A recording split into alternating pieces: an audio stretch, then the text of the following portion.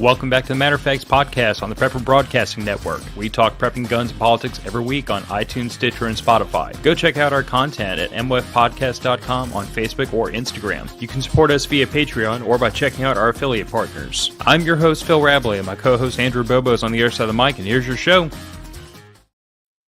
And welcome back to the Matter of Facts podcast. Phil's sitting here with Andrew and Jordan from Phoenix Survival on the Prepper Broadcasting Network.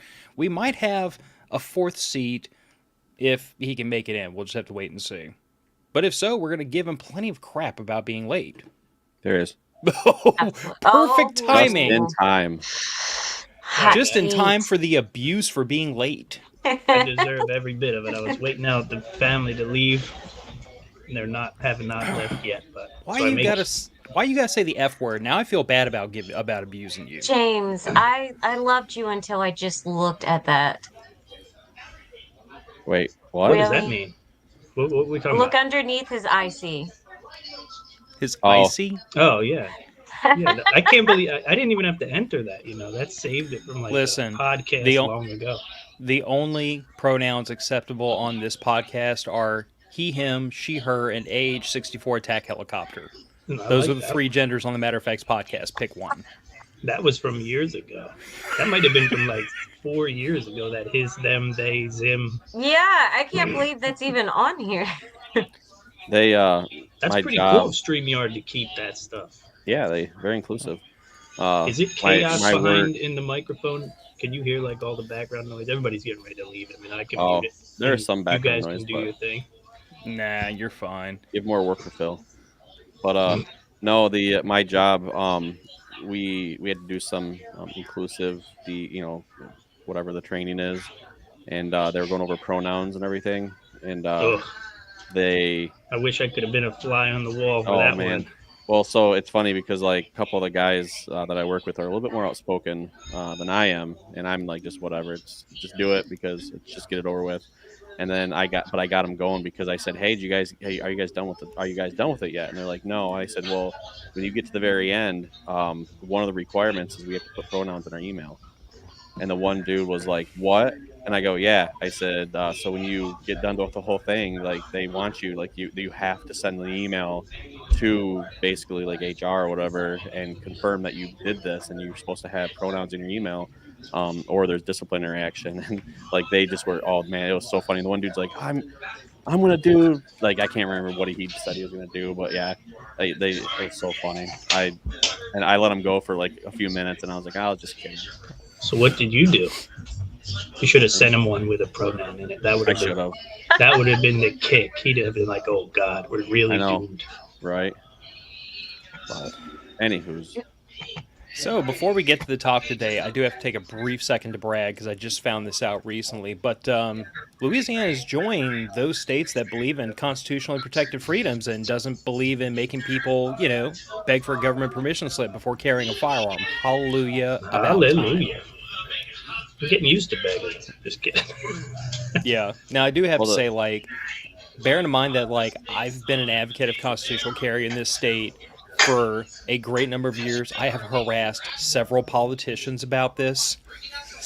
Politicians. Not you. Never. Well, I might have called one or two of them some very unkind words like cuck and sellout and rhino. I might have said. I see one tied up in the back there.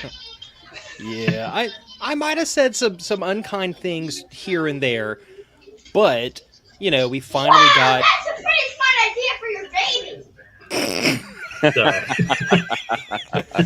It is a family show. But the thing of it is I'm just glad we finally got the right mix of reasonable, semi-intelligent people in the halls of Congress in our state, and we got a governor that is a complete douche canoe that would finally pass constitutional carry to do something that should have never required a law in the first place. So I just have to say to all of our state lawmakers, one of the lay states in the South, are you not? Yeah. Because Mississippi became constitutional carry and open carry probably about 6 years ago, and we thought we were one of the last states. Now, to be fair, Louisiana has been an open carry state for a lot of years, but concealed carry required a permit. And the problem is, every time this got brought up, there was this huge outcry from law enforcement saying that if everyone's allowed to carry a gun, it's going to be, officer safety and blah, blah, blah, blah, as if crackheads and criminals and thieves and, murderers and rapists don't carry concealed weapons already. Whatever, I'll give you that. I'll give you that logical inconsistency for just the briefest of moments. But me being the anarcho-libertarian, I look at it from the other direction of, if you require a disarmed populace to enforce the law, either you're doing it wrong or your laws are stupid. Just a thought. But anyway. It's good news. Wow, that's great news. Hopefully it spreads like a virus. Yeah. So it looks like Alabama, Ohio, India, and Georgia just passed it too, right after y'all. Yeah, it's spreading slowly but stubbornly. I'm glad to see more and more states are getting on board with constitutional carry. I mean, I think it sends a very clear message to the people that your rights are being respected, and I think it sends a very clear message to people who would harm those peace-loving people that you do so at your own risk. See, the only downside is South Carolina. They will allow you to carry, but you still want to have a conceal, if that makes sense. It's just, even when I got my enhanced carry in Mississippi, that was the only type of recognition that South Carolina had, was an enhanced carry. Mm-hmm. Yeah, we used to. I wish we could get enhanced carry. They were talking about doing it for a hot second, and then it got actually. I believe if I remember it did get passed, and then our Republican governor vetoed it. Not buying that. Yeah, so it's so I don't know, but Michigan has had pro-gun legislation pretty much for the last 40 years, but that has come to a screeching halt. Yeah, y'all are getting whipped of the voter fraud that ran rampant through Michigan during the last election. Basically flipped both houses or both chambers blue. So now Michigan's a complete blue state. And Michigan makes no sense. Yeah, and they have been pushing, going on there. Yeah, they have been pushing a lot of anti-gun legislation down our throats. Like we just got, they're pushing right now. I guess I've heard that they're writing up an assault weapons ban. They're trying to push through a 14-day waiting period. They pushed through red flag laws, safe laws. They've pushed through. They redid our registration because we've had pistol registration for years, which I don't know why that didn't get thrown out when we had both chambers and the governorship and stuff. But yeah, right now they just changed it to where if you do not, basically it's going to push more people to get CPLs, which honestly isn't a bad thing. But still, you need basically if you don't have a CPL and you want to buy a firearm, a pistol.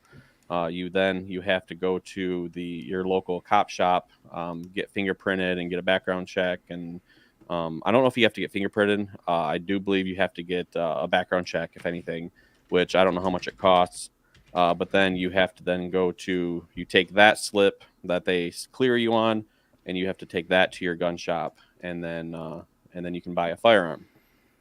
Begging the crown for permission. Yeah. Wow. So, yeah, so that changed. It's ridiculous. I mean, there's gonna be another mass shooting, or I guess what they consider a mass shooting, and then I'm sure they'll probably push through because this all got pushed through because of the MSU shooting that happened from a deranged lunatic who had tons of warning signs, was being watched by the police, and did nothing, and they did nothing. So, so we'll see, and I'm curious to see what all happens in the future. But unfortunately, the thing that sucks is, they can push through an assault weapons ban, and you can bet your left, whatever you want to say, that I will not be complying. But what sucks is you can sit there and they'll push it through, and it's law until it gets overturned in the courts, which it Those will laws eventually. only hurt the law-abiding citizens. That's Right. the only downside is all of those laws and legislations only hurt the law-abiding people, which you are then mass populating victims. You're purposely putting targets on the backs of those who just want to follow the law. But that's the whole Yeah. idea. That's the point. It's sad because it's like for Chris when he moved down, he was shocked that he didn't have to have a license just to be able to purchase a gun or to be able to be considered for even purchase a gun, in which most cases you still have to get permission just to be able to be considered to get the license to be able to purchase a gun.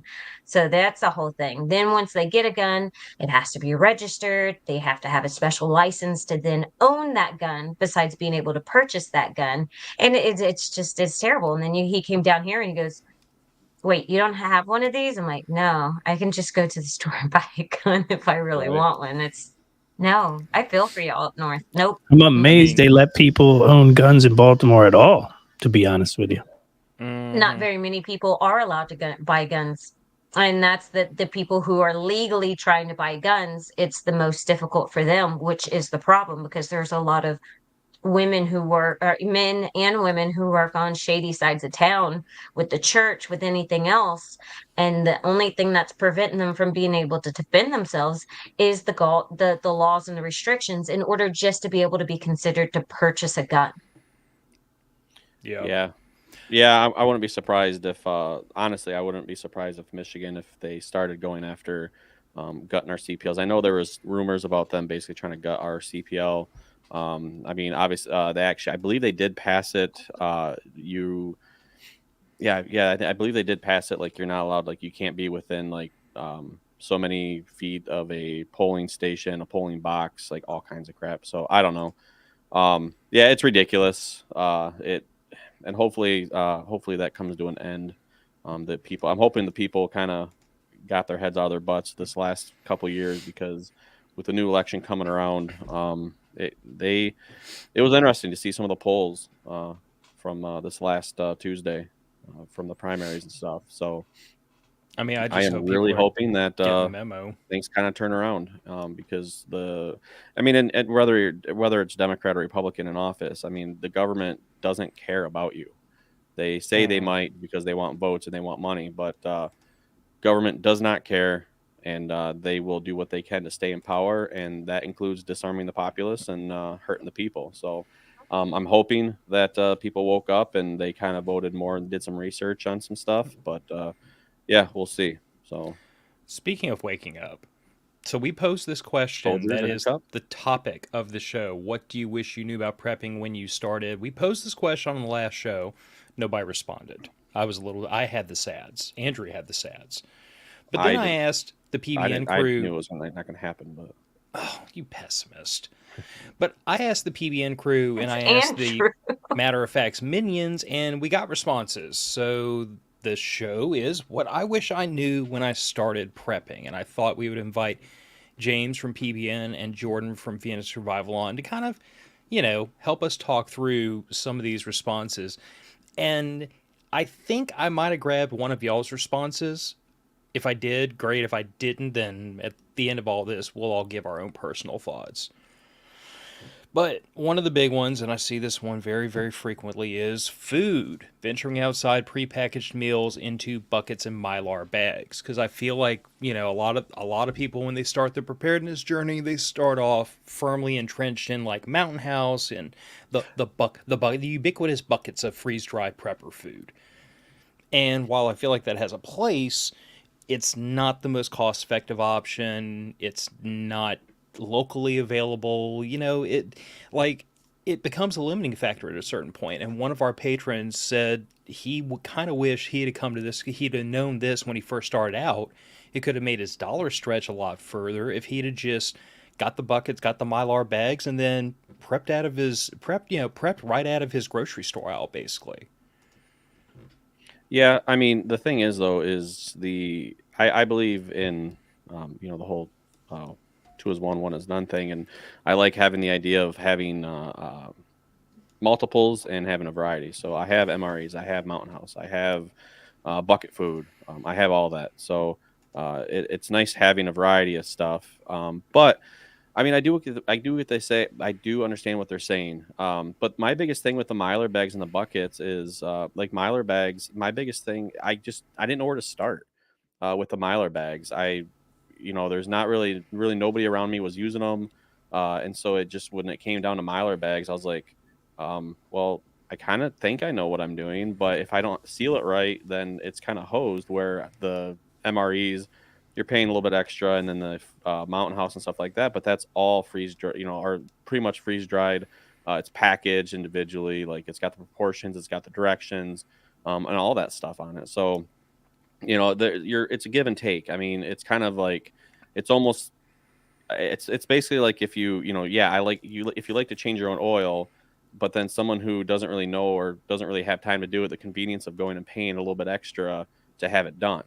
It's just the convenience of it. So you have the convenience of everything. It's prepackaged and everything. But by all means, the buckets, like, I mean, I talked to Stuart and he gave I actually need to go through the chat again and hopefully I have it because when I got my new phone, I lost a bunch of crap. But I had a whole bucket list of stuff that he sent me. And it was like, I think 2,000 calories. It was enough food basically for not 2,000. I don't know. It was enough food for basically one person for a month. In a 5-gallon bucket.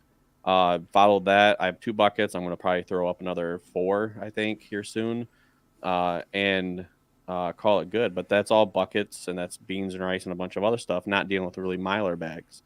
But I don't know. Mylar bags. Vacuum seal. Yeah, vacuum seal the beans and the rice because the people don't consider the amount of bugs that are already in your food. If you suffocate it, I mean, one less thing you have to worry about spoilage. But I feel like I haven't tried the Mylar bags at all. I watch James and everybody else do it. I'm definitely curious, but at the same time, I feel like there's a lot of undervalue to Canon. Like that's something I really had wish I'd gotten into a lot sooner, or cooking from scratch. I understand where a lot of people feel like, oh, that's extra work. But as I get older and my food allergy that has gotten worse over the years, I wish I had done that more and more. And that's why I'm pushing myself to make as much as I can, whether it be homemade from scratch, can it, preserve it, whatever I can do on my own outside of certain things, I feel like isn't given enough credit for what it needs to be. Cooking from scratch is a big deal. A lot of people, I understand. Oh, it's so difficult. No, it just takes practice. And so my downfall is right now, I don't have enough practice to be able to say, hey, this is the best bread I've made. I'm putting it up. And James is going to smile because he's a professional cook.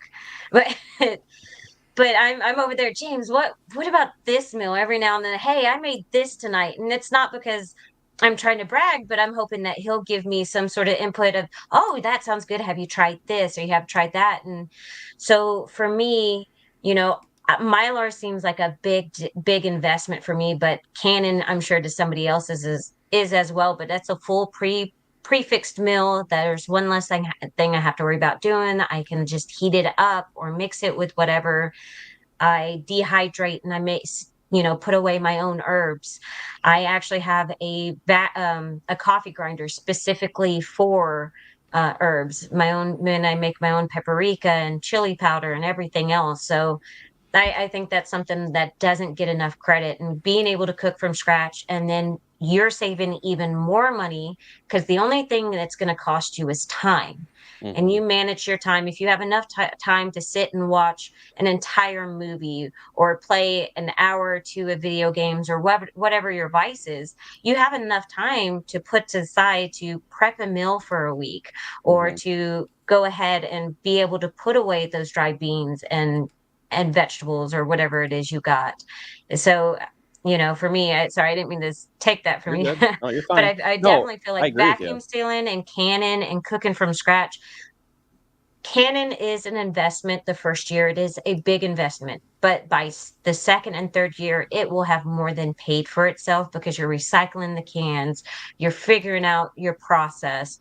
But again, cooking from scratch, for me, buying a month's worth of groceries and having all the powder, flour, yeast, everything I need it's so much cheaper than trying to go buy a loaf of bread, which has all these extra preservatives and everything. But I found maybe one or two brands of bread don't have soybean oil. There's soybean in everything, and that is a dangerous allergy for me. Even with potato chips, salt and vinegar chips are probably the only chips I found, other than one other one that doesn't have soybean oil in it. No, it's interesting. I mean, but that's and that's the thing is like cooking from scratch, and I mean, just by, I mean, I guess we're kind of both getting off topic here with the what Phil had up there, but anyway, I mean, cooking from scratch, you're basically you're label reading. I mean, Phil, I know he started label reading. I know I started a little bit here and there. I need to get better at it. But yeah, just cooking from scratch, and I need to get better at cooking, like, and actually cooking from scratch on a lot of different things. But lately I've changed my diet to basically it's just a steak and eggs lately for dinner, which is pretty not, I don't know. It's not really that hard to screw up, I'm a high protein, high fat, low carbs, no refined sugars. That's what we do in our house. And I feel the best. And Phil will be able to understand hypoglycemia is less of an issue for me. Even I usually have maybe an episode with it once or twice a year on not being on a restrictive diet. And now I haven't had any issues. See, I was having an episode of hypoglycemia like 2 to 3 times a month.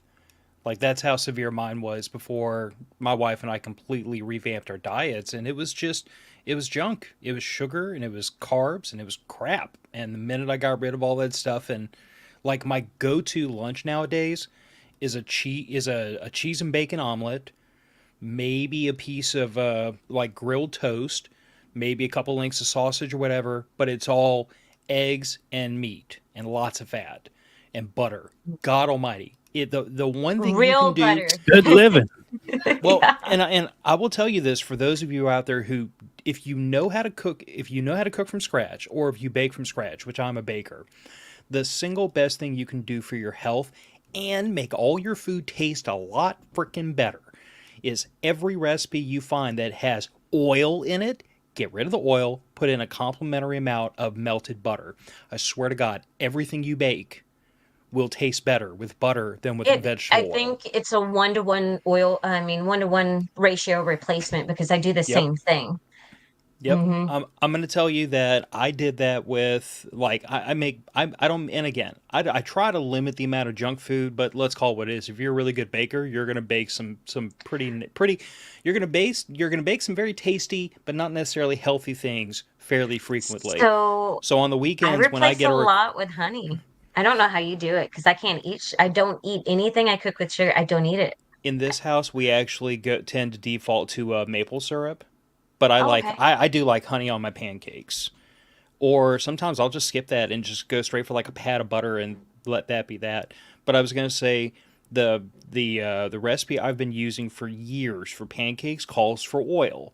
I started using butter in it instead, and the first time I did it, I had my wife and my daughter both commenting how much better the pancakes tasted, and that's the only thing I changed, was just take the oil out, put the butter in, and lo and behold, the pancakes tasted more buttery. How about that? That's the real deal pancake recipe. That's what it is with butter. What's your opinion on Crisco or lard? Oh, lard is the king. Real lard, grass-fed lard is the king. Yeah. It's especially if you're swapping things for baking. There's no comparison to swapping oils for lard, maybe even butter for lard, depending on what it is you're baking. I actually have 2 full jars sitting in the sitting in the fridge right now, and I'm about to start another one that is literally top to bottom nothing but bacon and sausage grease.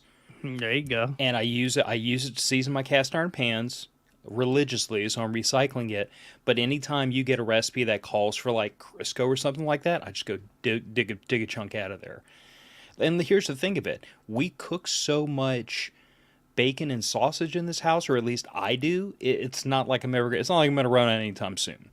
Matter of fact, if I'm thinking ahead when I'm baking, or if I'm cooking things, I will segregate some of the sausage grease off to the side to use to season the pan after I'm done cleaning it out.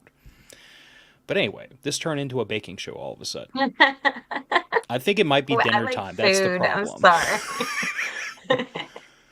So, Andrew and I are fighting over the banners. We keep hitting the same banner. So this was a couple of people actually said something in this vein. Find real mentors, not people selling junk. Where's the real information? So there's one place called Prepper Broadcasting Network. I don't know if anybody's heard of it. You beat me to Hucksters, total hucksters over there at Prepper Broadcasting. Freaking shill, man. I think they might be lizard people. Undoubtedly. Definitely stay away from the lizard people. As a matter of fact, those two are complete knuckleheads. They have no earthly idea what they're talking about. Sure. But no, seriously, like I kind of, on the one hand, I kind of feel this on a personal level because, like, when I first came into this, I came into this from a perspective of, like, you know, some of the things I was doing in preparedness, I'd grown up doing. Like, my parents would never, ever admit that living on the Gulf Coast and having a box of hurricane stuff was preparedness, but that's what it was. So, like, this idea that we need non-perishable food and we need water and we need batteries for flashlights, like, I grew up doing that. Some of my youngest memories are helping mom and dad get the box of hurricane stuff ready every freaking hurricane season. It was just a thing we did. And then at the end of hurricane season, you take the peanut butter and the crackers and all that stuff out, you put it in your pantry and you eat it, so that way it doesn't sit there for years on end and go stale. But, like, on the one hand, I came into preparedness knowing a lot of that stuff because that was old hand.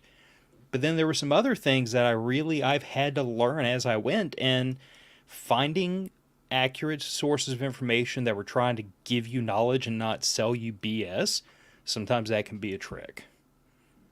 Especially in the modern world of social media where everybody's an expert when the camera's on. Yeah, and another thing is do your research, because there's been a number of books that I've came across that had some very inaccurate information to the point it was dangerous. Just for example, soap making. There's a certain way, you know, that you handle lye in water, and one way goes smoothly, another way will cause it to splash back and cause burns. And so, I mean, and I've seen the same thing with herbs. I love knowing herbs. I love to know the equivalent of any pharmaceutical medication. Since I was a pharmacy tech for 8 years, it just kills me the number of books I've encountered in which one herb they're saying is used for something can't be ingested at all. So it's just do your research on top of whatever you learn, because just because someone is willing to teach you directly doesn't mean they're teaching you safe or correct information.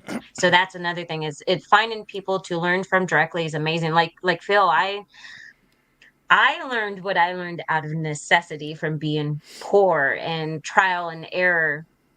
But it being able to reach out for me is I love running into people that I can sit and have one-on-one conversations with. But there's so much misinformation. So don't hesitate to listen to what someone's doing, but also do your own research on top of it. Because I mean, I can tell Phil the sky's purple all day long, but until he gets up off his butt and goes and doubles checks, you know. So I just wanted to also throw out there, so people are asking where's the real information. September 27th, 28th, and 29th. Shilling again. Yes, prepper camp is where it's at. No, seriously, that's the thing. The plug.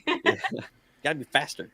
No, that's the thing is prepper camp. I mean, if y'all want to find a place that is a good source of information, they have a ton of instructors and they're teaching everything. I mean, I don't even know where to begin. Like, they teach all kinds of stuff, and so it's really good to see it.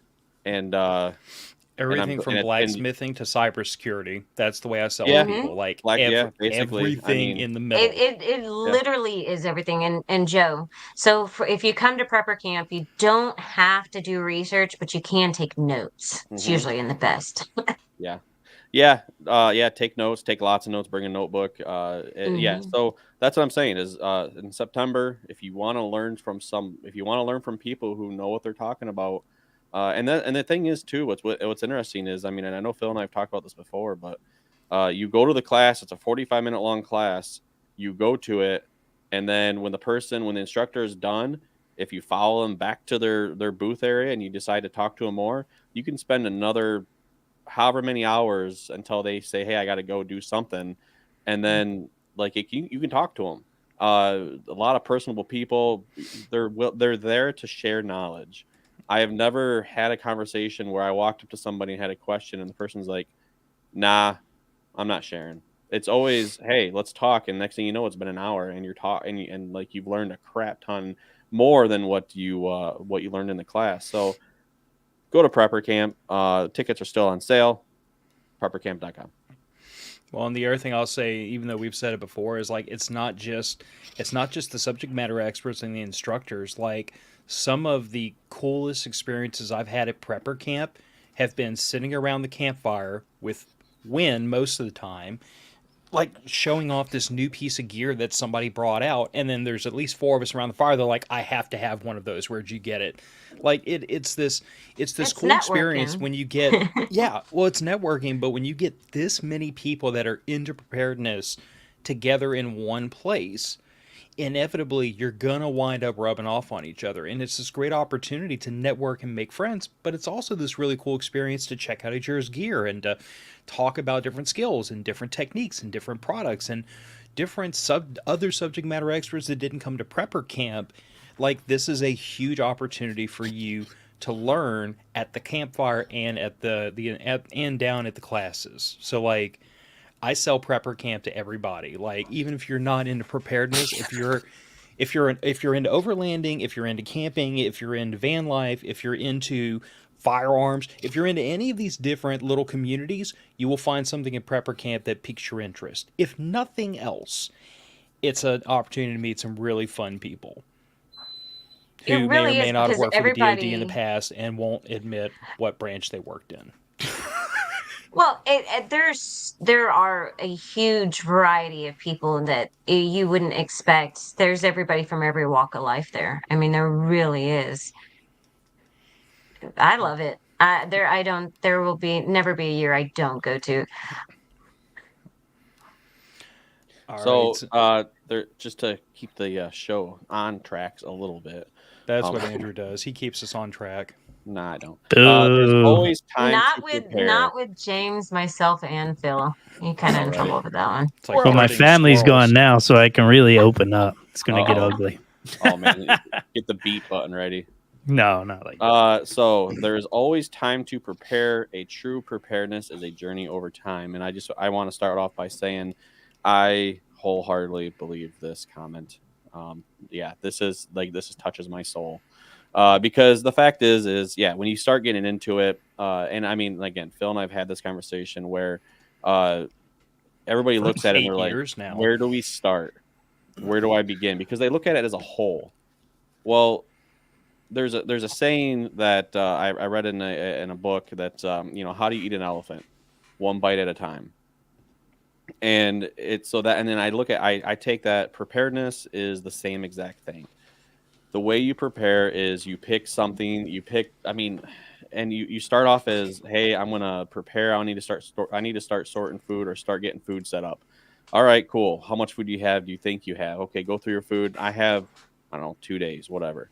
Well, okay, start with a week or start even with 3 days. Just start building up gradually. Get up to a week. Okay, now get up to 2 weeks. Okay, now get up to a month. And now start putting enough food back for 2 months. And then you start storing the food in, buckets or Mylar bags or whatever, freeze dry it, whatever you got to do. And now you're up to 3, 4, 5 months of food storage. Okay, now I want to do water. Like you need to pick it a little bit at a time and just chip away at it. You're never going to, unless you have a lot of freaking money, you're never going to be able to do it all at once. You need to just chip away at it. And just pick a section and just go at it. I did that with guns and ammo. Which seeing the banner after this, I did a lot of gun and ammo preparedness. I was storing a lot of ammo and stuff. And so now I'm looking at it, I'm like, okay, where am I lacking after that? Now that I got a house and space of my own, and it's like, okay, now I'm looking at food. I'm also looking at more water. I'm also looking, so I'm looking at different areas to do it. And so it's like, okay, cool. So it's like, well, the big thing is food. I want to get, I mean, I don't mind buying, like, the store I go to has some pretty good steaks, but still, I mean, it gets expensive. So in order to do that, I'm going to buy bulk. So how do you get bulk? Well, I'm looking at buying a quarter beef and a half a hog. So what do I got to do to store that? I need a chest freezer. Okay, step 1, buy a chest freezer. So I did that. Okay, step 2, now put the order in for half a hog and a quarter beef. What's step 3? Eat it. How do you power that chest freezer when the power goes out? Well, maybe not in your neck of the woods, though, Bobo. You might be all right. Just let it go out if it's wintertime, right? Yeah, I know, right? You got just take it out. If it's cold outside, take it outside where it's cold. Take it out.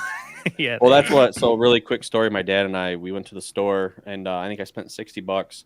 I bought, like, I think 16 New York strips. I don't know how many pounds of breakfast sausage and stuff like that. Like, it was a good deal, great deal on food. Did that. We came back, packaged everything up individually, and then I didn't want to put it in. Like, I didn't necessarily have a lot of room in his freezer, so I didn't. That, and I would have forgot it. But I mean, of course, it's 30 degrees outside, so I just went outside and put it in the garage and on top of his truck bed, so the animals couldn't get to it, and it sat there for 2 days outside. So, it was good. So, yeah, I do the same thing that. So the nearest country grocery store that once you get like outside of this very urban area I live in, they run meat sales every week, and I keep an eye on them. And when they run a sale for whole boneless ribeyes, it's a whole boneless ribeye, usually for about $5 a pound.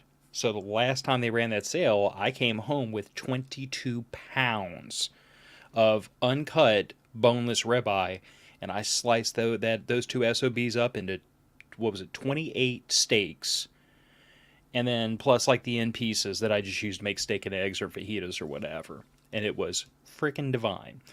But they also occasionally run a sale on ground beef where it's like $2.50 a pound, but you have to buy like 10 pound chunks.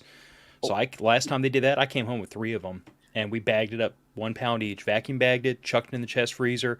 I'm still eating on that, and I don't remember. Why did Kyle Wilson get banned? I hit the wrong button. Sorry, Kyle. Whoops. No, I was trying something else, and he made a joke about me trying to find a wife, and I was trying to do something else, and I accidentally I read it wrong, Kyle. And I clicked on it. Sorry, Kyle. Holly, I didn't ban you.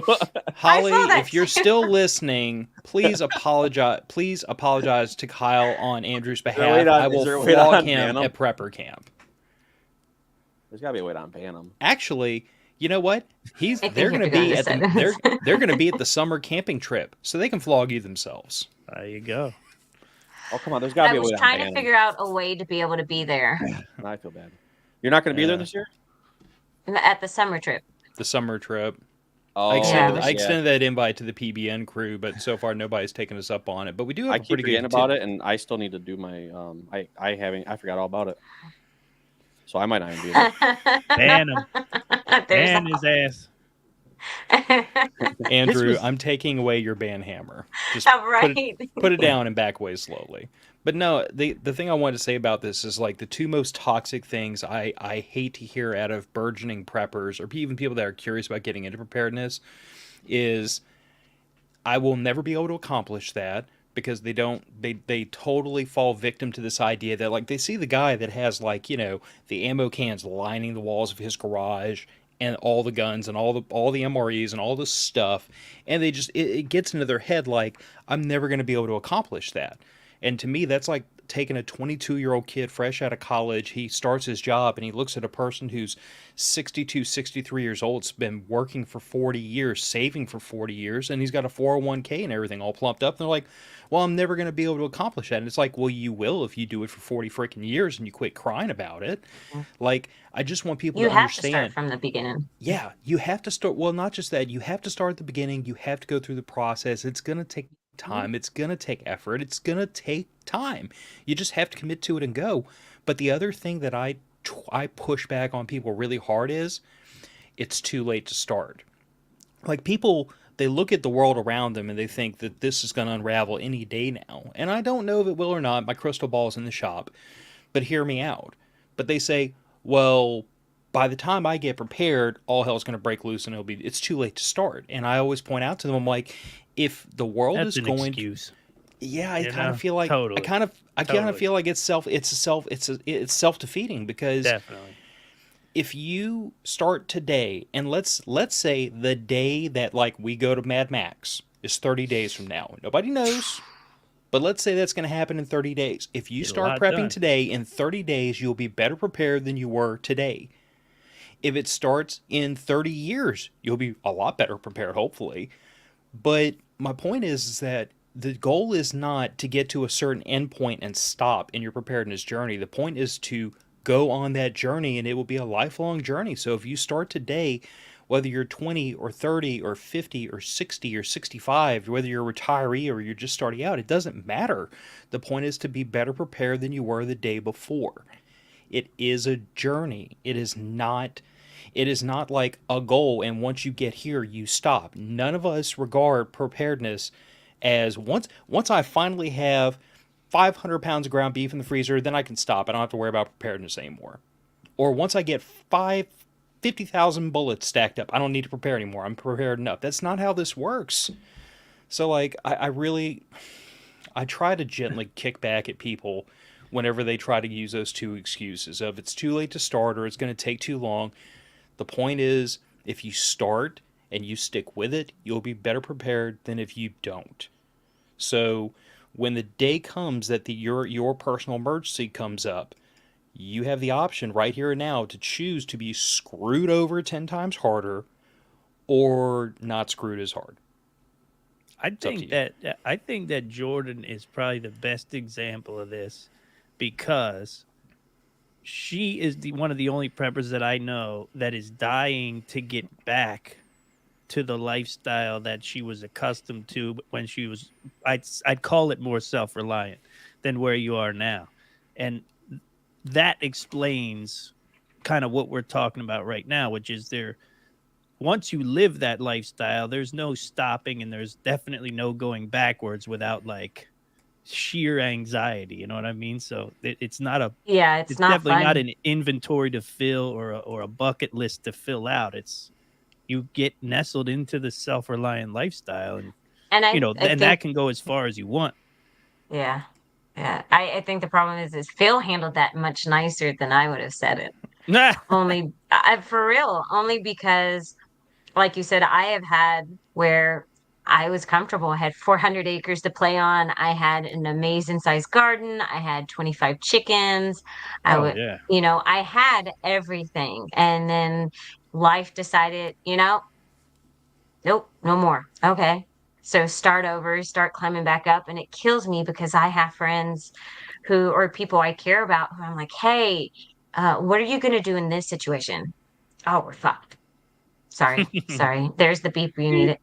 But we're all grown up. and it kills me because it feels like, and Phil knows, I had my little rant because I get frustrated because I can't prep for them. I can't make them decide that their family is worth more than a gym membership or whatever it is that they're prioritizing over putting a little bit of food up. But I think they finally have stopped calling me to complain about how bad things are, because I've hit a point where I've basically said is I can't give you the answer you want. I understand you want to vent, but I can't sit there and listen to you talk about how hard times are and how little you have when you refuse to do anything to fix the situation. And it's not because I want to be a jerk. I love my friends, but I can't do anything for them. If you are not choosing to put your family, yourself, or your future moments as a priority, then you're choosing to shoot yourself in the foot. It's you are choosing to, this is gonna be so bad. Maybe I shouldn't say, but you're choosing to victimize yourself. If you don't want to be that person who's saying, help me, help me, help me, then get off your ass and do something for yourself and your family. You're choosing to become the victim. Yeah. Exactly. Basically. And it kills me because it's like money is tight. I get it. We're all hurting. I've gone to the food bank. not my proudest moment, but it's there for a reason. Yes, they don't always give you food that you like, but if you're hungry enough, you're going to eat it. I grew up poor, so I've learned there are a lot of things. There's only a few things I will not eat out of choice. If I am hungry, People. I will still eat the food that's still on the table. But you know what I mean, though, is if you're hungry enough, you are going to eat. And seeing people take beans because they don't know how to cook it and they refuse to learn and use it as table activities for the kids, I'm just like, that's an entire several days meal in my house. Pinto beans and Protein. ham is a big meal. Like, okay, lentil beans. All right, I get it. You use it in your heat and packs. You can less variety, but pinto beans of all things to toss out. I'm just like, you Curried got 5 lentils, pounds man. of lentil Woo. beans. I mean, 5 pounds of pinto beans, and you wasted them. Not willing to ask, how do you make it?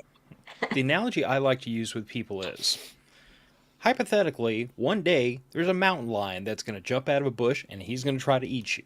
You have 2 options to get ready for this day. You can either lace up your best running shoes or shoot yourself in the foot. Which one would you rather do? Unfortunately, and Jordan, like you and I talked about this specific case, but there's a lot of people out there that are, whether they realize it or not, shooting themselves in the foot because they're spending their money on crap they don't need and they're not prioritizing preparedness.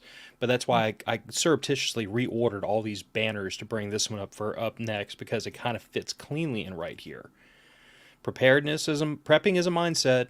Preparedness is multifaceted. Learn your area of expertise well, but know as many facets as you can.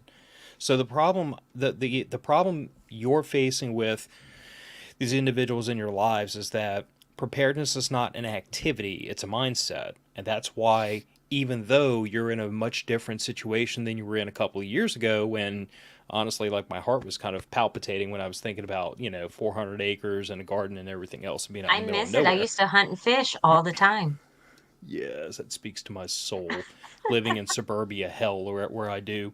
But my point is, you went from that environment, oh, God almighty. You went from that environment to the one you're in now, but your mindset didn't change. I still need to prepare in the environment I'm in with the means that I have, no matter what. That's why I always say preparedness is not an activity. It's not a hobby. It's not a thing. It's a mindset. And if you are in the preparedness mindset, you're going to prep however you can with whatever you have available to you, because it's what you do. So I don't remember which person dropped this on me, but like, it makes perfect sense, like, that is preparedness. It's the mindset, and preparedness is so multifaceted. Like, when I first got into it, I came strictly from the perspective of, like, post Hurricane Katrina in New Orleans. That was what switched me on. So my big worries were self-defense, home defense, because, I don't know if y'all are aware, but they were doing some hood rat shit in the freaking city. And being able to have food and water, because that was kind of the situation, that was kind of in, high demand at the time. It was about turning your home into a castle to weather for 3 to 4 weeks. That was really what got me started. And then the longer I stayed in this mindset, in this community, the more I started thinking about things like medical gear. I started thinking about, recently made the jump into GMRS, starting to think about alternative communications when the cell phone networks go down. Like, the longer I've stayed in this, the more I've realized how multidimensional preparedness is, and it has spidered me down all these new tracks, all these new things to learn about, and not all of them I'm ever going to be really good at. Like, I'm never going to be the ham radio nerd. I'm never going to be the world's best at medical stuff. I'm never going to be the world's best. I'm never going to be the world's best farmer. I could kill. Look, I've tried 3 times to make a potato plot, and I've killed them every single time. My farmer ancestors are crying from the great beyond because I cannot grow even potatoes. And all you have to do to grow potatoes is neglect them, like ignore them. I can get potatoes to sprout in my pantry if I'm leave them in there long enough, but as soon as I put them in the dirt outside, they die. Your best bet for potatoes, I found for me when I lived in Mississippi was not putting them directly in the ground, but putting them in either molasses buckets or even those potato bags. Perfect every time. Don't even try putting them in the ground. I tried that. I effed that up too. Listen, I You am have as a black annoyed. thumb. I have a black thumb. I am really good at vacuum bagging and storing food. I'm not really good at growing it. So here's what's going to happen. If you live in the vicinity of like, New Orleans, Louisiana, and you're really good at farming and you need somebody to do hood rat stuff to defend your crops, call me. I'm there. I can make that happen. But growing stuff is just not in my bag. And Joe Oliveira, I totally know where you're coming from. Comms is sorcery. That's comment of the night for sure. I don't know if you guys give an award, but that's great. I mean that is. I mean Andrew and I. I swear to God, we get a request for a comms episode at least once every other month, and the problem is always that Andrew and I like to bring people onto the show that are experts because we don't consider ourselves to be experts. And that's kind of where I am right now with comms, is I'm looking for somebody that really knows ham and GMRS very well to come into the show, because I know just enough GMRS to sound like I halfway know what I'm talking about, and that's about it. Comms is reps, man. That's what I've learned so far. It's just, like anything else. It's you got to do it. You got to play with it and talk. Oh, well, no. You got to play with it. You got to learn it. But I would, for the prepping mindset thing, I would add to it if I were talking to my older self, because when I got started prepping, if you would have said prepping is a mindset, I would have said, well, that's cool. What is it? Like, what is the mindset? And I would say that the prepping mindset for me I'd tell myself, dude, it's going to take you 5 years just to get out of sort of like free living chef pants lifestyle, guitar playing goofball into like make sure the doors are locked in the car, in the house, and you know what I mean? That sort of very basic kind of stuff that you expect from somebody who's supposed to be a prepper. And even just turning that mindset on takes years. That's what I would have liked to tell myself back in the day. And there's going to be, I would also caution myself that until you get, even after you get that mindset in gear, people are always going to look to you when something goes wrong and be like, I thought you had this handled. You're a prepper. That's one of my favorite things that happens to me. You don't have that? You're a prepper. Do you know how many people razz me? Myself in the butt. Do you know how many people razz me about not having a chainsaw when Hurricane Ida dropped 2 trees on my house? Yeah, it's whatever it is that you don't have. I mean, that's how you get it. But to be fair, we weren't starving to death. We had plenty of drinkable water. Like, I had every other problem dealt with pretty handily, except for the trees on the house, the big problem I had at that moment. So, Well, for some reason, when you commit to that prepper moniker, you suddenly become mythical in the eyes of the normal person, right? And it's like, dude, you don't have a jumbo jetliner out back? What kind of prepper are you? I do like to point out to people that, like, the whole idea of preparedness is 2 things. Because you ask, like, what is prepping? It is acknowledging that there are threats around you, and then acknowledging that you can do something to hedge yourself against those threats. Because there are people who see threats but don't think they can influence the world around them, and they're not preppers; they're just hypochondriacs. And then you have people who like have the blinders on and they can't see the threats no matter what, and they're not preppers either. So you have to have those 2 elements to be into preparedness. And again, in my defense, I had never had a tree problem so severe until that moment that I needed a chainsaw.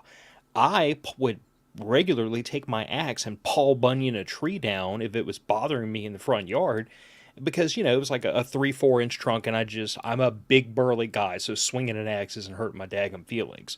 But, when 2 oak trees hit the house, we were well outside of axe territory. But anyway. Yeah. So I feel like I somehow managed to put these in almost the perfect order. But somebody asked, how do we make prepping a part of our everyday life? Like, that's what they wish they knew, because a lot of people, they're stuck in this mind frame of, I have everyday life stuff and then prepper stuff. And those two things are constantly competing for time, money, resources, energy, all these things. And so it's a struggle. But then some of us manage to integrate preparedness into our daily lives so well that it's like, it's not that there's normal food and prepper food, it's all food. So when I go to the grocery store and I buy food, it doesn't matter if it's beans and rice for a bucket or beans and rice for the pantry. It's just food. I'm buying food. I buy more than I need and I put some away for later. Ammo. I'm not buying prepper ammo and then, like normal hunting or normal training ammo. It's all ammo. I just buy more than I need. I put some away for later. Or in my case, reloading components. But like, it's this idea that once you manage to make preparedness more of a part of your daily life, it starts working a lot better. It stops being a drain on everything because it is everything. It's part of everything. Half the stuff on those shelves back there is camping gear. Take a wild guess what half it also gets used for. Every time we have a power outage, every time we have a hurricane, every time we have some stuff go down, like those cots are extra places for us to sleep. The Jackeries back there is a backup power source. The ice co's over there is an auxiliary refrigerator. I mean, all this stuff that's for camping, it's come in handy a time or two. But it's not prepper stuff. It's just everything's preparedness, therefore everything fits both needs. I mean, what do y'all think? I think the answer to this one is make commitments. Like, commit to things that are a pain if you don't do them. Like the moment you get in deep in gardening, the moment you have something out back that you have to feed all the time or keep alive, like when we got once, like if you have chickens, your lifestyle is now built into that because you can't be like, I'm going to take chickens off for a week. You know what I mean? You won't have them. Commit to solar, commit to, gaining a certain amount of water from rain catchment, not like fill rain barrels up and look at them, but like we're going to wash dishes with the rainwater from now on. You know what I mean? And building those commitments into your life and building routine into your life, I think is really that's the crux. You got to be in a position where you can't turn it off because things are depending on it, I agree with that. And I think this is going to go back to something maybe even a little off on topic, but so a lot of people just don't know where to start just to make it a part of the routine. And it's, doing things you don't want to is motivating yourself, right? Half the time you can't find the motivation. You're like, I can do it tomorrow. You know what? This can wait. I kind of like with my lines that I was supposed to do for Sarah's, things happen and then it's like, I can hold off. I can hold. No, you just got to do it. I wouldn't know anything about that. Yeah. Yeah. Of course you wouldn't. That's kind of why I said it. But for me, like even in my hardest times through everything, when I thought there was nothing, when there was no point to get up to keep prepping, when there was no, whatever it was, I count to 10. And I did this for 2 weeks. And I forgot who I heard this from. And it was a woman who said to do it. And she goes, on those mornings where you feel like you don't want to get up and you don't want to go do something, count to 10. And at the end of 10, regardless of how you feel, you get up and you do it. Do the same thing with your preps. If it's not something you really want to do, count to 10 and then just do it, because the only thing holding you back is yourself. And on the extreme preps, maybe money, but you'll get there. But it's count to 10 and then do it. If you don't know where to start, you know what? Count to 10 and then just try. Look something up, just try. Because I think that's our biggest issue is, people who don't know where to start on making it your everyday life. Guess what? Like Phil said, it becomes just a part of habit. But there are times even for us, we're not sure where to start. With Phil, I'm sure you ran into the same thing with the comms and everything else. But we've all had those moments, even as seasoned preppers. We have moments where we're not sure where to start or we're not sure how to keep going. We just keep pushing ourselves because you have to make prepping. It's not only a mindset, but you have to push it into a habit. You can form a habit within doing something, every day for 2 weeks? No, that's breaking a habit. It takes 2 weeks, but it doesn't. It takes 3 days to form a habit or something like that. But it's the whole point of pushing yourself to keep doing it. Think about how you can extend your meals. Think about how you can, you can buy your food, plan out your meals for the month. Make sure you have first aid in the house. You wouldn't you wouldn't go without first aid to begin with, even if you just have children in their house, even if you don't. I mean, look at Andrew. I'm sure he needs it. First aid all the time. Who knows? I think it's good to have skin in the game. Yeah, I think it's good to do push things yourself. to put things in place that are going to cost you money fundamentally if you screw up, or if you decide that this is something you're going to walk back on, and that, like you guys are talking about getting pigs and cows and stuff, which is great. There's always going to be an accident somewhere. Someone's Oh, going to. yeah. Yeah, I mean, you know how many times I've gone sewing, or I'm hand sewing through some thicker material, and the other day I shoved a sewing needle up my thumb on accident, slipped and straight into my thumb, and that was fun. That was one of those. What are you, Vietnamese? I will show you the progress after the show on what I was making. That hurt me. Is it bloodstained now? No, bloodstained not that for one. A discount? I'm just kidding. No, I think commitments are important, man. And like I said, having some skin in the game on things rather than just saying, I want to be a prepper, and what my plan is to do X, Y, and Z, and I'll get around to it eventually. Like, once you don't have the option of getting around to it eventually, and you have to get around to it every morning, every evening, you know what I mean? Then it's just, it's really hard. You're either going to sink or swim then. It's lifestyle then, because it's part of your daily life.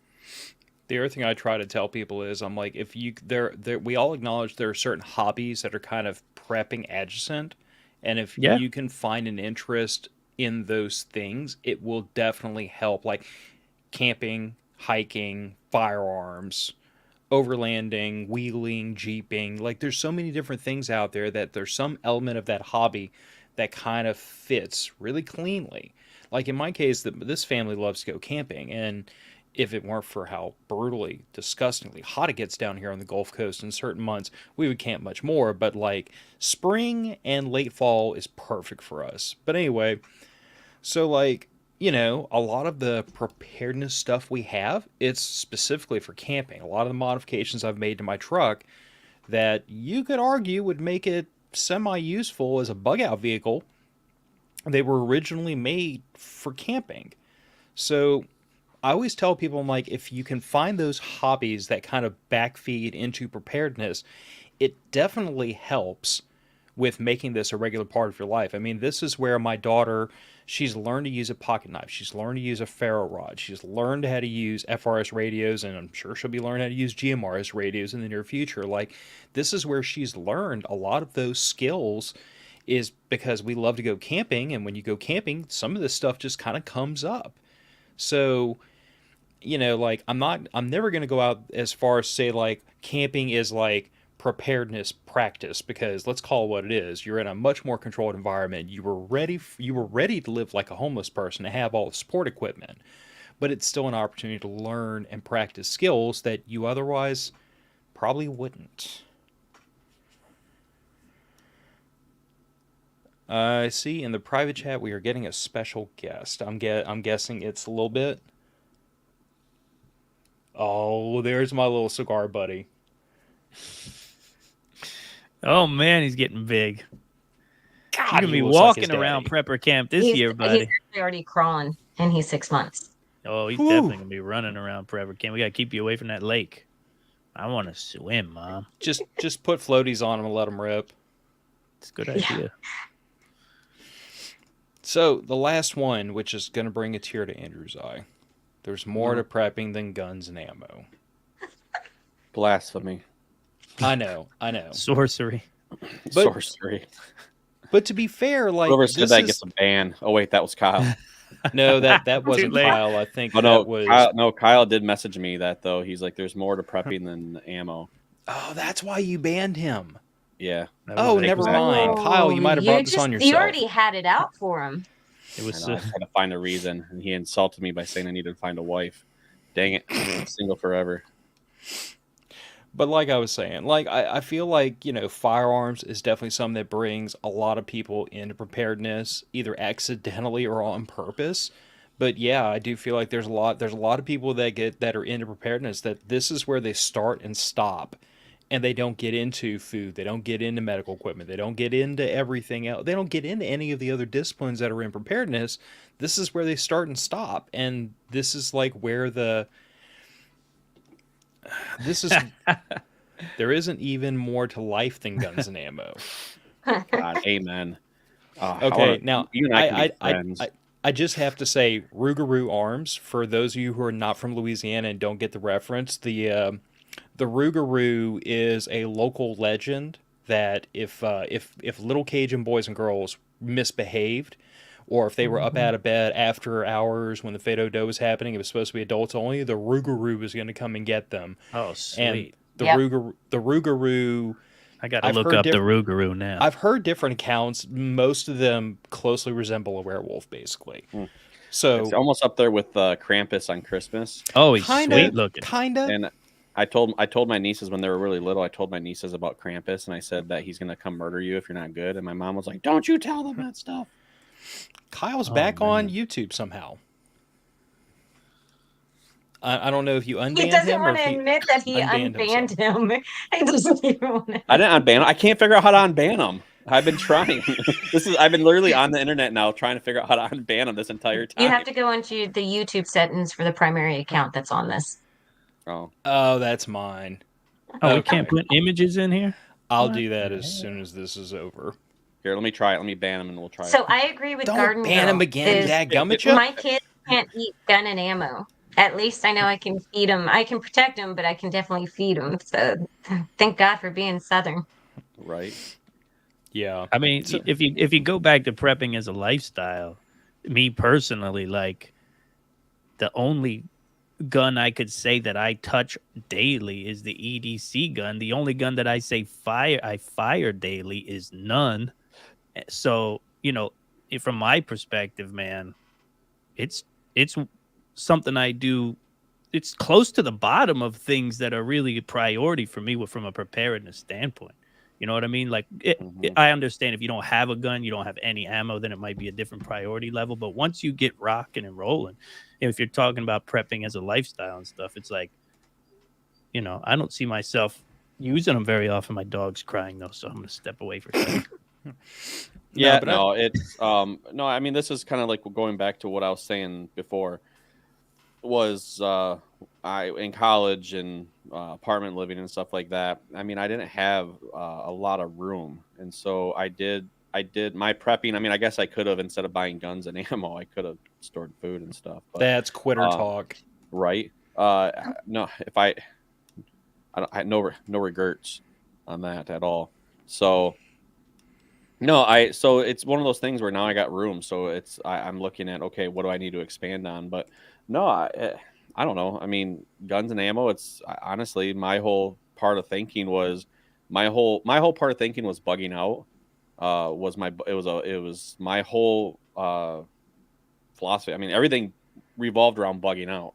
So I kept very minimal. I didn't store a lot of food or water at my place, enough to get through a storm. I had enough for a couple weeks and stuff like that. But my whole thing was I'm bugging out, so there is no need to store a crap ton of food when I'm bugging out, and I'll probably just start taking other people's stuff. So, it's just one of those things that is just, this is my mindset. But now I have a house, and I'm trying to change that mindset to where now it's like, okay, I'm more apt to bug in I'll consider bugging in for a little bit longer of a time until the prison that's down the road from me lets out. But, and it's like, okay, take that, and now I need to store more food and more water and and everything like that. So wait, is it a women's prison? I don't know. It's a Supermax, I think. Oh, never mind. I was about to say we might have solved your lack of a wife problem. No, I think it is. You may have still figured out the lack of a wife problem, even if it wasn't. Dude, I'd start writing letters. Why not? What the hell? Actually, funny story is, I think there's a website that you can pen pal an inmate. Oh, you Actually, can definitely funnier, Hate an inmate. So funnier story. You know, For those of you who've seen The Road Warrior, it's the sequel to Mad Max. It's probably the first one most people here in the U.S. saw. The whole biker gang, those were all men, even the really girly looking ones. There's backstory there that I don't want to talk about on this podcast, but if you Google it, it will make your skin crawl. Just put that away in the back of your noggin for later. She's way to ruin the movie for me. What was that, Andrew? Way to ruin the movie for me. No, it's. I don't know how you didn't figure that out right away. Well, the exposed nipples and the flat chest on the You're going down a rabbit hole we don't need to go down. No. Yeah. I already know Yeah. the whole backstory. Oh no, there's more backstory because I'm a weird person and I see a rabbit hole and I just go face first into it. So me and Google are freaking dangerous. Oh, I will come back out with knowing stuff that will make me sign off the internet for a day. Yeah, no, it's guns and ammo. I mean, you should have it, but it's not the only thing. Andrew, you know where Kyle works, right?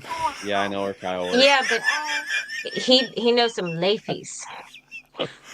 I'm sure he does. All right, so Andrew, Jordan, and James, like, if the thing you didn't know when you first started, if that wasn't brought up, what was it? Or have we kind of covered what y'all would throw into the pot? Covered quite a bit. I definitely would have liked to have told myself that you're going to be living a lifestyle that a lot of people are going to wish they were living. You know what I mean? Like there's deep fulfillment in prepping. The prepping thing is when I got started was holy shit, the whole world is ending. The government's corrupt. Everything's ruined. And I'm a father and a husband and totally unprepared. And I got to change that. So it was like a mad, anxious scramble to start clawing resources closer. And I would have liked to have been there and said, you know what, dude, like it's going to take time, but once you get over the hump, you're going to be doing the things that, first of all, your ancestors have always been doing, and you're going to feel that connection. And then on top of that, you're going to be living a very fulfilling lifestyle because of the self-sufficiency aspect of the things that you do day in and day out. And that would have been way cooler than being like, oh, shit. You know what I mean? For like a couple of years. What about you, Jordan? Anything? No, I don't know. I mean, I grew up poor and having to be, very self-reliant and just teaching myself. I don't know if there's much. I think if anything, starting younger on learning to manage money, which, I grew up poor. I managed the best I could and made money at an early age just selling my crochet. I think I would have told, if I had known better that how hard things would have gotten, then I would have tried to have set myself a little bit more financially on this as, a backup.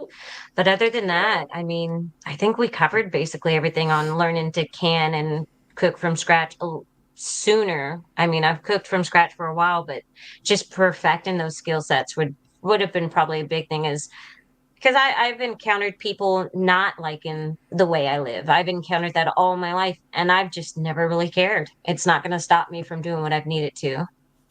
Well, and I was going to say, like, bear in mind that Andrew and I, at least once a year, do a financial preparedness show, which makes some people's eyes cross. But, like, knowing how to manage money and how to budget, I mean, that's part of it. It's a big deal. Yeah, and you know what? They damn sure don't teach it in schools, and I'm sorry to say to the boomers and the oldest of the Gen Xers, but a lot of y'all, based on what I'm seeing around me, a lot of y'all freaking failed to teach your kids how to do it too. Thank God my father did. But most of y'all boomers, screw that pooch. You know what another good one would be, especially for people who are coming up? When I got into prepping, I had already been a homeowner, so I didn't have the chance to take advantage of this, but it's the biggest investment most likely that you make, and you should, look at it as a prepper. You know what I mean? All that weird prepper stuff like water defensive ability, all that kind of stuff. I think is something that people could be like $350,000 in the hole and be like, damn, I didn't think of any of that stuff. Sun, like, does his backyard get any sun at all? That kind of basic stuff. That'd be good to know ahead of the game. What about you, Andrew? You still trying to figure out how to unban Kyle, or do you have anything to drop in? No, now I'm going to ban him on the other side. Might as well just go all out. No, don't. No. It's just, it's just how much of a journey it was. Like, I mean, I've said this before, where like my uncle, he's really somebody who was pushing preparedness forever. He's always been doing it, and you kind of look at him, you're like, okay, that's kind of cool, but then watching the show Jericho really got my mind like racing of, okay, well, if this ever happened, what could I do, and where would I be, and all this kind of stuff, and that kind of got the gears going on the whole preparedness thing, and that kind of got me going on that, and so it's just one of those things where I just wish it's just one of those things where like, I just wish I knew what I was getting into. Pretty much. I mean, where the road would have taken, and how much money spending, and it's the junk that you buy that, okay, this doesn't work, but then this does. It's like how much crap I have that just doesn't get used anymore, because I've either upgraded it, handed it down, or just I bought it because it was a gimmick that someone sold me on, and I'm like, well, that kind of sucks. It doesn't really work. So I don't know. It's just one of those things where just hindsight's 20/20. But at the end of the day, I mean, every day you prep is you're one day better. So just start. And I'm glad I started, and I'm glad the road that it's taken me down. And we'll see where it goes, I guess. Yeah. And if I had to go back in time and tell younger Phil anything about preparedness, I would tell younger Phil that the emergency you might be preparing for is substantially worse than the one you're currently thinking of. Because like I said, like, I grew up with the idea of like the box of hurricane snacks and the couple flats of water and the couple packs of batteries. Like, that was all we really needed to get through a hurricane. Thank God we hadn't been hit by anything of the magnitude of what I've seen since then. So if I had to go back and tell like teenage Phil, because like it was really when I was like 21 and 22 years old that a tour in Iraq and then watching Hurricane Katrina at Ground Zero really flipped my eyes open real fast. But if I had to go back in time and tell teenage Phil something, I would say, hey, bud, the emergency you need to prepare for is a lot worse than the one you've seen before. And that might have pushed me. I don't know that it would have pushed me into preparedness younger, but it would have given me some direction as far as once I got into it. Like, I wouldn't have been preparing for the 2 or 3 day emergency. I would have started off with that signpost up, I need to be ready for a month. And now we're well past that point, but like, it took me some time to realize like that was what I was preparing for. That was the magnitude of what I could be facing is you need to be able to live off grid for a month. And when I first started thinking about preparedness, that wasn't even on my radar. Like, if something was going to last for a month, like how would that even happen? Like, we live in the first world in the United States of America where you flip a switch and the lights come on and you twist a tap and clean water comes out. Like, the idea that we could ever be in a situation where any part of this country could be that screwed up for 30 days, it didn't register with me. But it does now. And if you live in places like, Flint, Michigan, then I guess the whole reference about clean water coming out of the tap is lost on y'all poor SOBs. Wah, wah. Womp womp. Yeah, some people don't live in the first world, even though they live in the United States of America. Tragedy, that is. But we do need to go ahead and start wrapping this up, rolling this out the door. I have dinner to go eat, and I'm sure Jordan is about to get choked to death with her microphone, with her headphone cords. And James, I'm sure you have trouble to get into. So, James Walton, Intrepid Commander, Prepper Broadcasting Network. If you can't figure out where to find Prepper Broadcasting Network, I think last time I checked our stats like literally today, and we're doing like what 30,000 downloads a month or something crazy like that. We're down actually, but yeah, 30,000 Yeah, a I've month. been following it too. We're down in 24, but you know So- what it was though. I don't know if you guys are too. You know that iTunes was they didn't get in any trouble, but they were inflating the statistics. They were like auto downloading on everybody's phone and counting it for everybody's podcast everywhere. So And it really hurt the big guys a lot. Yeah. Podcast news. Yeah.